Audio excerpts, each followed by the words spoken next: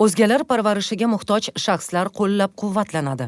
O'zgalar parvarishiga muhtoj shaxslarga ijtimoiy xizmatlar ko'rsatish ko'lamini kengaytirish chora-tadbirlari to'g'risidagi Prezident qarori qabul qilindi. Qarorga ko'ra 2025-yil 1-iyundan o'zgalar parvarishiga muhtoj voyaga yetgan shaxslarni qo'llab-quvvatlashga qaratilgan faol hayotga qadam dasturi joriy etiladi. Dastur doirasida quyidagi 5 turdagi yangi ijtimoiy xizmatlar ko'rsatilishi yo'lga qo'yiladi. Uy sharoitida ijtimoiy-maishiy yordam ko'rsatish xizmati, uy sharoitida qarab turish xizmati, tibbiy ijtimoiy reabilitatsiya xizmati, kunduzgi qatnov asosida qarab turish xizmati, shaxsiy yordamchi xizmati.